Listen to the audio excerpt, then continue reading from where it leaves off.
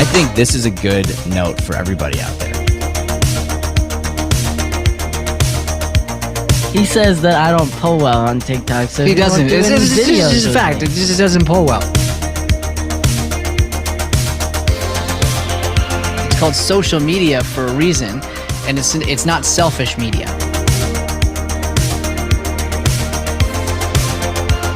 I just gotta clear something up. You weren't the 12th man on the field. Right?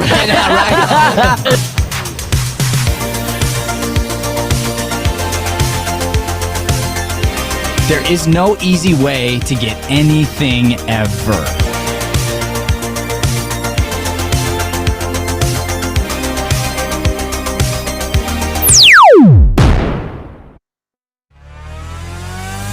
That's it. That's the one. This is Mornings with Matt, the Deering Acting Studio podcast, where we discuss the connection between life and acting.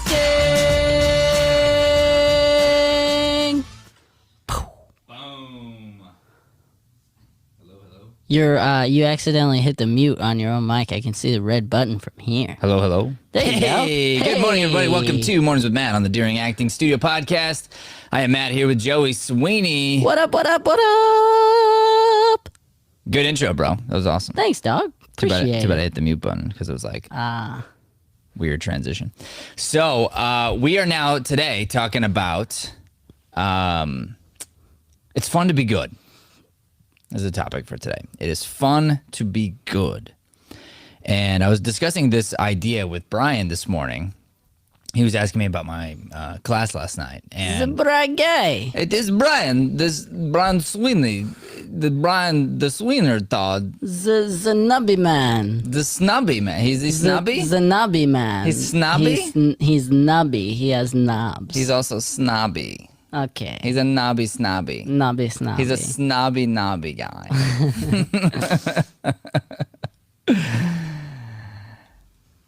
Anyway, I was talking to Brian, the snobby guy, and I was telling him my theory and the theory that I was sharing with the class, which is that I know how to make the class fun, and I know how to make a scene funny, and I can help you do that. And you can come in here and you can feel great about yourself, and I can tell you how good you are. But for me, it's not that fulfilling. I don't believe I'm giving you or gifting you with the ability you're going to need to do it without me. And so therefore, my theory is when you come in here, yes, you're going to have fun, but I want to make sure that you're challenged. I want to make sure that you're getting better because I think it's fun to be good, not to be told you're good, not to think you're good, not to, kind of do something and not know how you did it and it happens to be funny. That's fun, but you have no idea what it feels like to really be good, to understand it, and then to be living in a scene or doing some sort of a skill that is next level. It's so much fun. I believe Brian's exact words were, "We're gonna bring Matt in, and he's gonna rip you apart, and then I'm gonna make you feel better at the end." Yeah, that's my job, bro. I rip them apart. Brian puts them back together. Humpty Dumpty all over again. That's right. So it's time now for our daily devotional. This is Proverbs 22:29. Do you see a man skillful in his work? ? He will stand before kings. He will not stand before obscure men. Ooh, deep. Obscure men. You know what obscure means, Joey? Like odd. Shoot. I think obscure is like forgotten.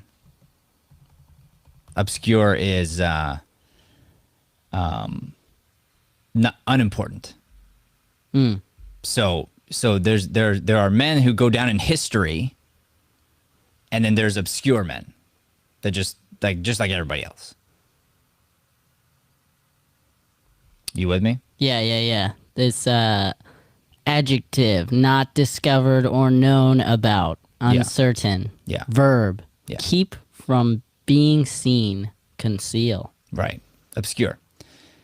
Which is, it's basically, you don't matter.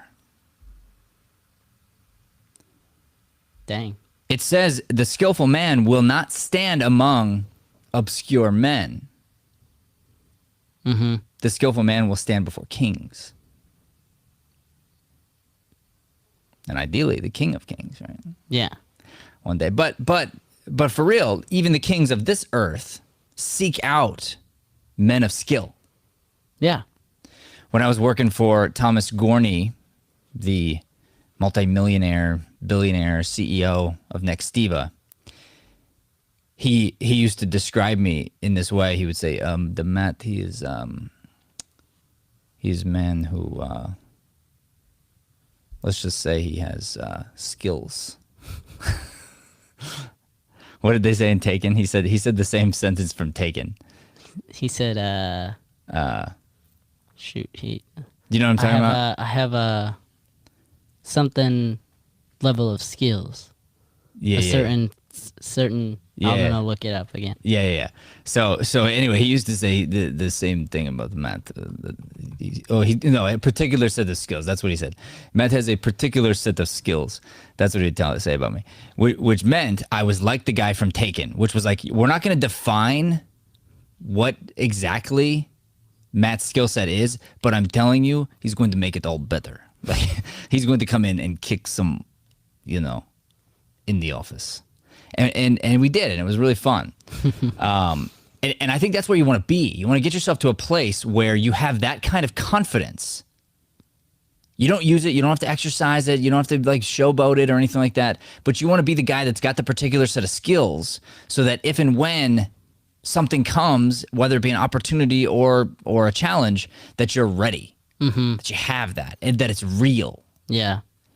And today I want to talk about the difference between real skill and a false, puffed up reality where you tell yourself you're good or other people tell you you're good, and they give you this false sense of self that deep down inside is not real.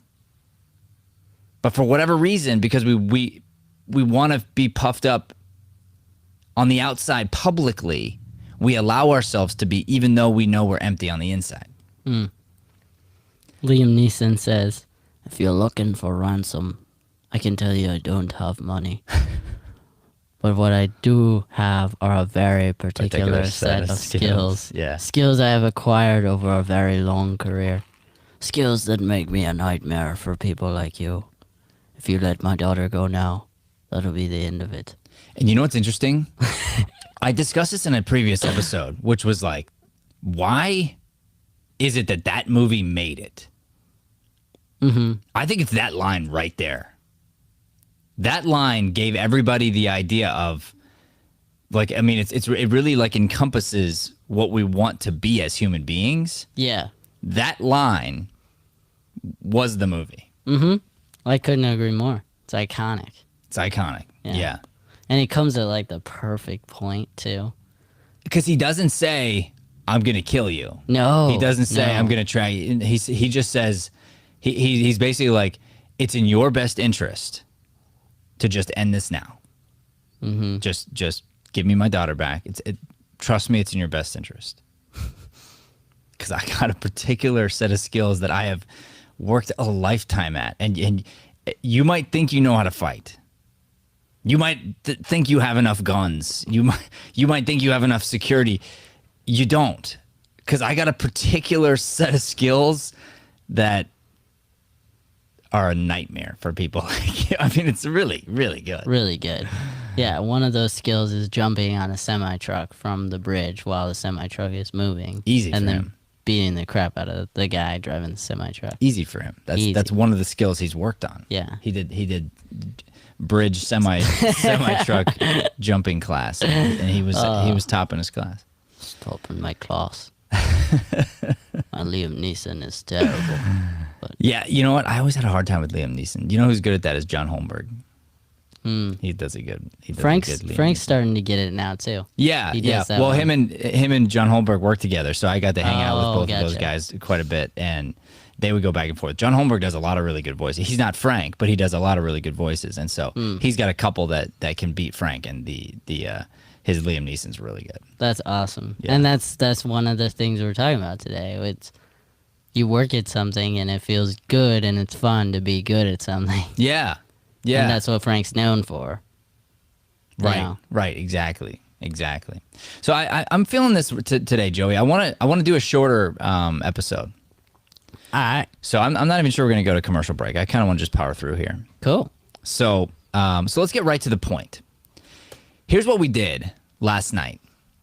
We took an acting exercise, and I love doing this because we had some actors that are in from town, and this is what's happening now. So there's always a plus to every negative if you can stick with it.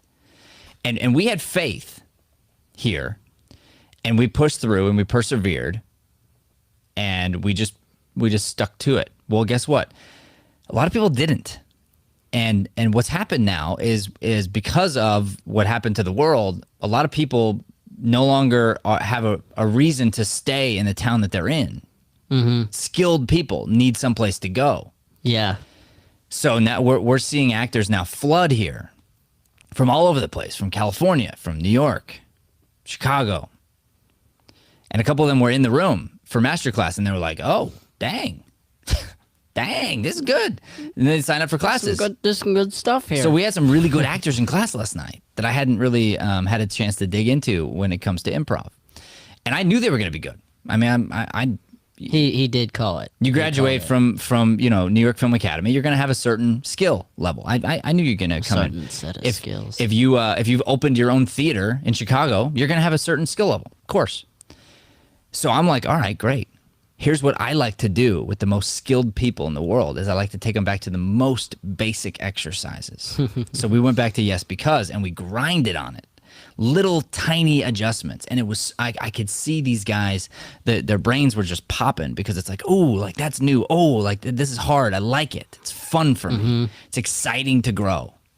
You had him doing push-ups. I and you did. failed. That was accidental too. Well, usually, because if there's enough for two groups, then usually you have like one group go down, the other group go up, and it becomes this competition.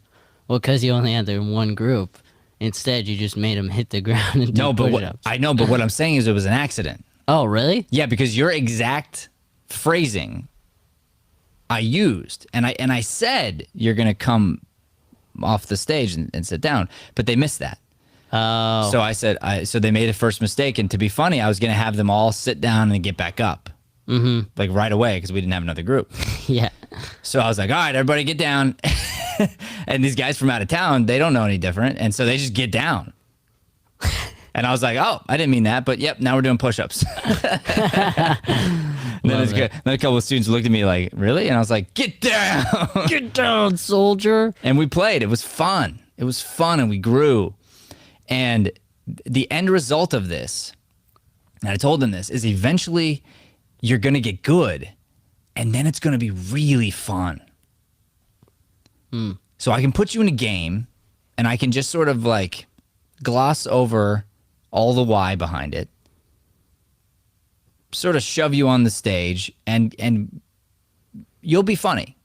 You'll get a laugh or two, and you'll feel puffed up, but you won't know why you're doing it. You won't know how it's happening, and you won't have any skill set other than I can just follow direction, which is a good skill to have, by the way. But you'll think you're better than you are. Yeah. And the better you get at something, really, the more you figure out how much I don't know. And that's power right there. That is strength, to walk in the room and go, I don't know what I don't know. This is facts. So it is fun to be good. Let's use a piano example. So if I sit down at, let's say, an electric piano, and I'm pretending to play, and I push the button and the piano plays for me, and maybe I fill in a note or two here or there, but I'm pretending. I sound really good. And everyone's dancing and having fun with me. That could be fun. It can be fun to pretend. for a while. And then you know, no matter how many compliments you get, that you're fake, that it's not real, that you don't really have the skill. Somebody else, in fact, had so much skill that they were able to do that, then record it, then put it into a machine, and then make it so that you could push a button and you could pretend to be them. Those people are having a lot of fun. Yeah. And you want to get to that place where you can really play the song. Then it's really fun. Then to get to the next level of that is going to be, how do I play the song with chords so it sounds even better? Then you're even better. You have even more fun. Then how do I get it so I don't even have to look at the sheet music anymore? I can just feel the music. Ugh.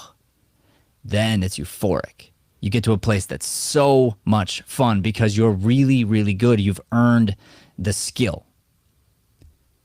So my message today is be aware of the people that are puffing you up. It's okay to be grateful for them. It's okay to, you don't need to like condemn somebody by being like, don't compliment me. I don't want a compliment. Take the compliment.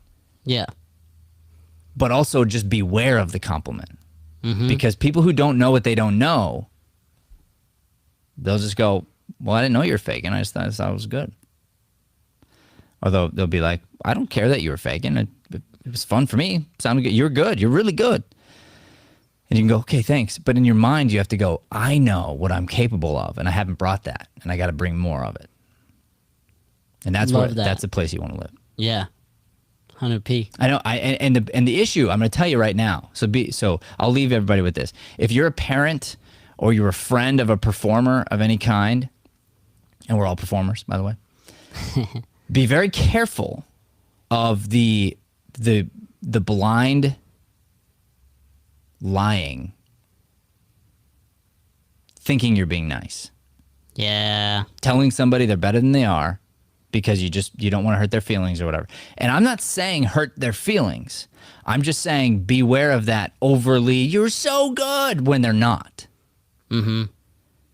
Because that they're going to believe you, and that inflated sense of self is actually not going to help them. And then eventually they get this like big slap in the face reality check, and it's like, wait a minute, but I was told I was so good. What are you talking about?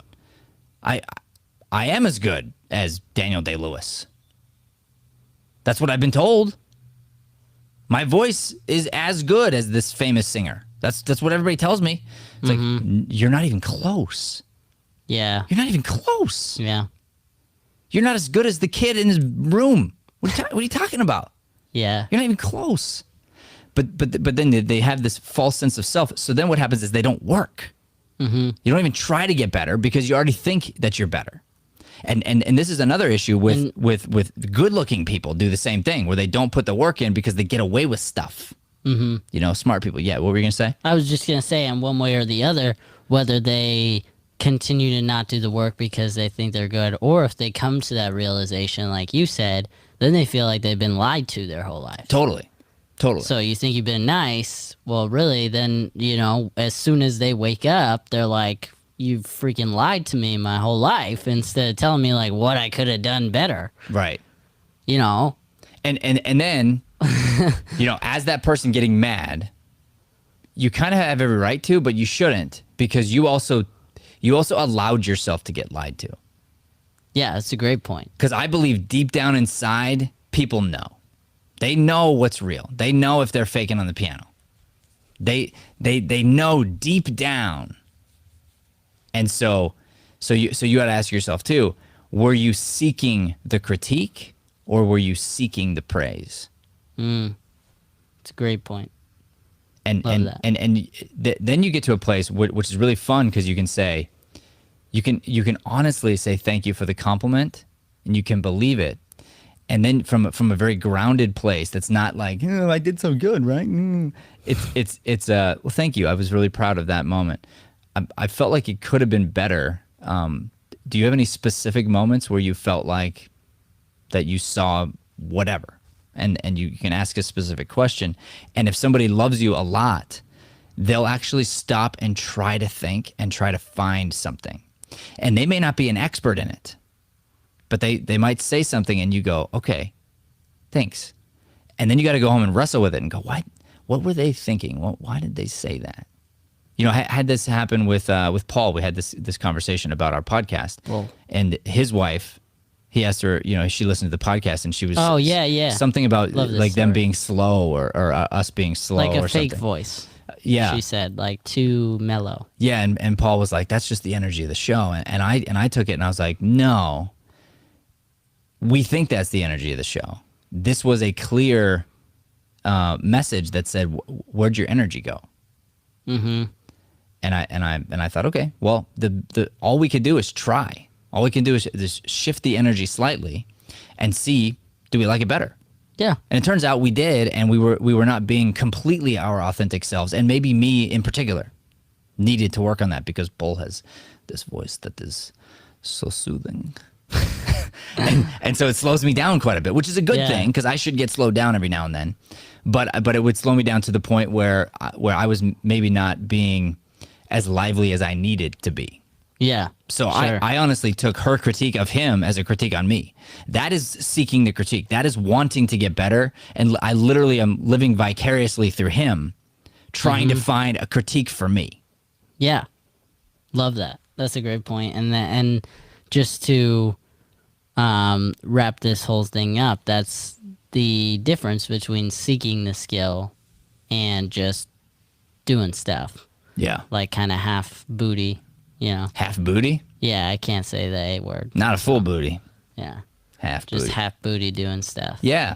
Yeah. Yeah. Well, and you know, you got slapped with this with when you came from high school theater to masterclass. Oh, yeah. Yeah. And that's why I always tell people, Slapped hard. like go do theater, but be very careful about that because just make sure you're asking yourself are you doing the piece to challenge yourself and earn more skill, or are you doing it because you want to see your face in the program? And be honest about it. Because if you're doing it for the right reasons, it actually doesn't even matter how good you or the production are. As long as you grow, well worth your time. Mm-hmm. But if you do it just to get the accolades, and then you get the accolades, but you don't actually get any better, honestly, that's kind of a waste of your time. And it's a waste of everybody else's time who came to see you. Yeah. So. And it takes a lot of time to do a show. Oh, for sure. Yeah. For sure. So. It's like taking a course. You know, it took me forever to figure this out. But you take a course in school and you're like, okay, I got to do what I got to do to get an A. And like, no, no. You got to do what you got to do to not waste your time. You're spending so much time on this course. Learn a skill. Come out of there smarter. Mm-hmm. That's a good idea. Yeah. All right, guys, it's fun to be good. Don't forget that. So keep getting better. Earn the skills. Earn your pillow. Have a great day. Don't forget to like, subscribe. Help us share this light-driven content to the planet. God bless. Anything you want. Thanks for listening to Mornings with Matt. Please like, subscribe, and follow us at Deering Acting Studio to keep up with the latest content. For more information on classes, private lessons, or professional development coaching, visit www.deeringstudio.com. Have a Deering day, everyone. Have a chippy day, everyone. Rough.